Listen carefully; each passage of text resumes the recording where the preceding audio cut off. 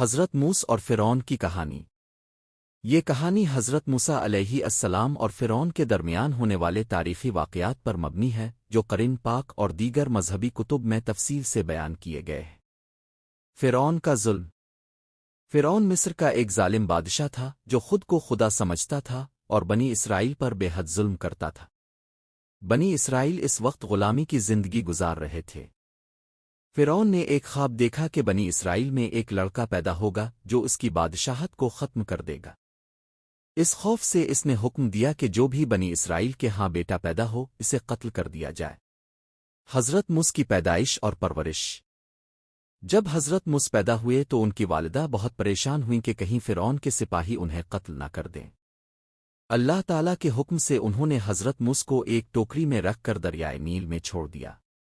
اللہ کی قدرت سے وہ ٹوکری فرعون کے محل کے قریب جا پہنچی۔ فرعون کی بیوی عیسیٰ نے انہیں اپنی گود میں لے لیا اور ان کی پرورش کرنے کا فیصلہ کیا۔ حضرت موسی کی نبوت اور فرعون کو دعوت۔ جب حضرت موسی بڑے ہوئے تو اللہ تعالیٰ نے انہیں نبوت عطا فرمائی اور حکم دیا کہ وہ فرعون کے پاس جائیں اور اسے توحید کی دعوت دیں۔ حضرت موسی اپنے بھائی حضرت ہارون کے ساتھ فرعون کے دربار میں پہنچے اور اسے اللہ کی عبادت کرنے کا حکم دیا، مگر فرعون نے انکار کر دیا اور کہا کہ وہ خود خدا ہے۔ جادوگروں کا مقابلہ۔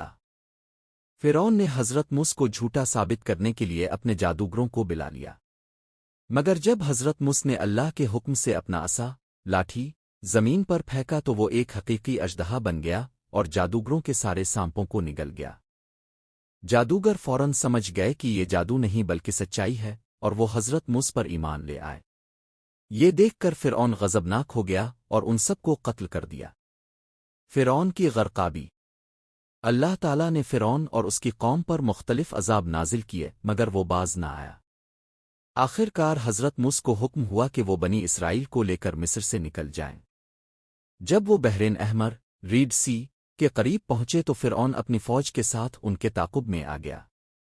اللہ کے حکم سے حضرت موسی نے اپنا عصا پانی پر مارا تو سمندر دو حصوں میں تقسیم ہو گیا اور درمیان میں راستہ بن گیا۔ حضرت موسی اور بنی اسرائیل اس راستے سے گزر گئے، لیکن جب فرعون اور اس کی فوج پیچھے پہنچی تو سمندر دوبارہ اپنی حالت میں آ گیا اور فرعون اپنی فوج سمیت ڈوب کر ہلاک ہو گیا۔ سبق۔ یہ کہانی ہمیں یہ سکھاتی ہے کہ اللہ تعالیٰ ہمیشہ حق کا ساتھ دیتا ہے اور ظالموں کا انجام ہمیشہ برا ہوتا ہے۔ حضرت موسی کی ثابت قدمی اللہ پر ایمان اور صبر ہر مومن کے لیے مشعل راہ ہے۔